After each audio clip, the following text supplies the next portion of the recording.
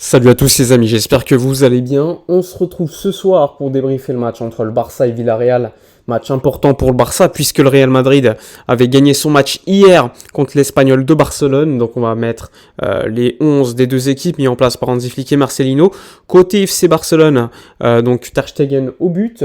Une défense centrale expérimentale puisque Dominguez était en défense centrale pour reposer Koubarsi.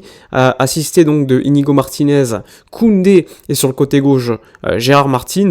Milieu de terrain composé de Pedri, assisté par Pablo Torre en numéro 10 et Eric Garcia en numéro 6. Et devant Rafinha, Lewandowski, Lamine Yamal.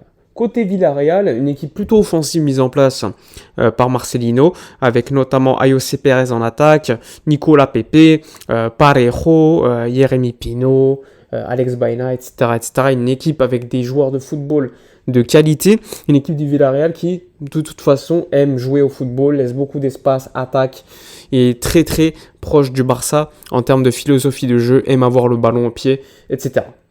Bon, alors, ce match, il a débuté avec une possession du ballon pour le Barça pendant 10-15 premières minutes où le Barça, je trouve, était plutôt en place avec un Pedri qui surnageait un petit peu sur le terrain.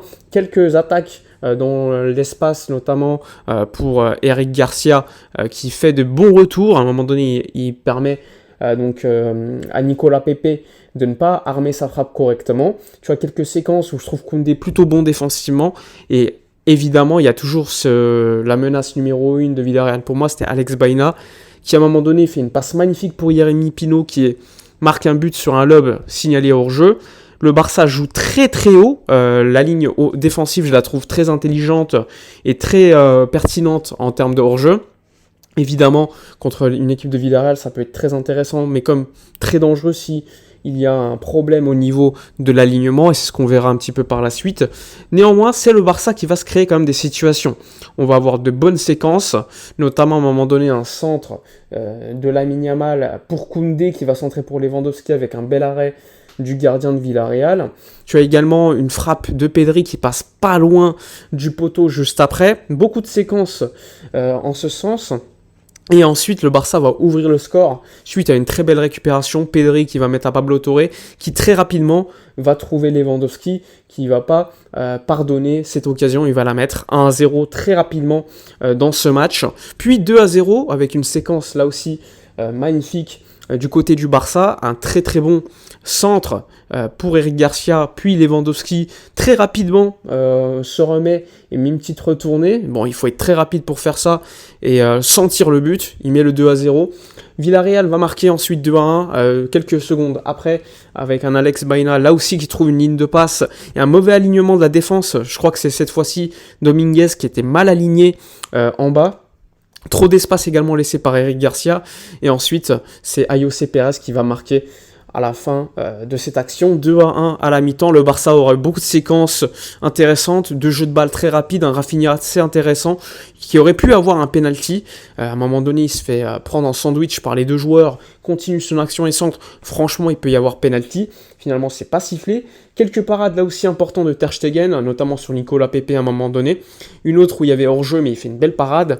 Et finalement, juste avant la mi-temps, après avoir fait une grosse parade, eh bien, qu'est-ce qui se passe ? Eh bien, mauvaise chute sur un ballon capté sur un centre de Ter Stegen qui se fait mal gravement a priori parce qu'on l'a entendu hurler. Est-ce que c'est le genou ou pas ? Pour l'instant, on est incapable de le dire au moment où je tourne la vidéo, mais une grosse blessure pour Ter Stegen a priori, et Iñaki Peña l'a remplacé pour finir la mi-temps de 3 minutes de cette mi-temps.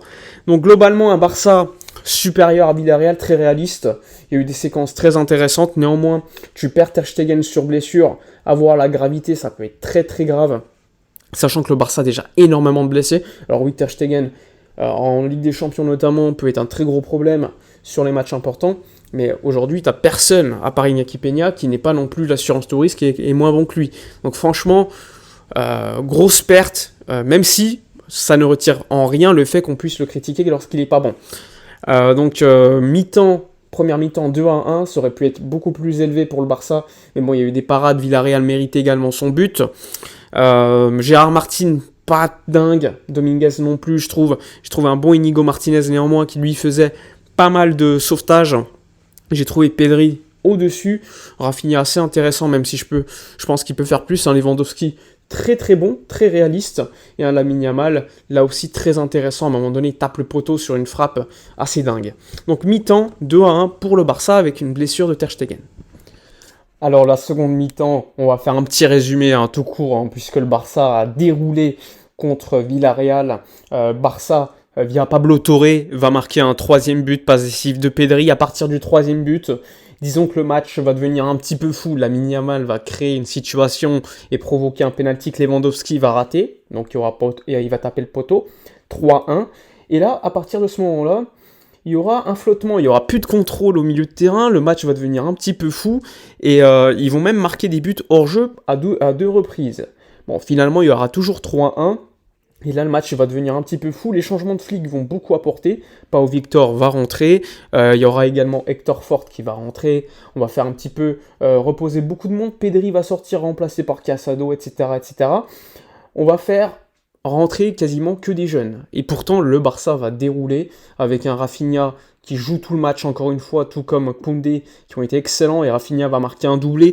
Et le deuxième but que Rafinha il marque, il est extraordinaire, parce que la passe décisive de Lamine Yamal, elle est d'un autre monde. Une passe décisive de ce niveau-là, franchement, il n'y a que des joueurs élus qui peuvent faire ça.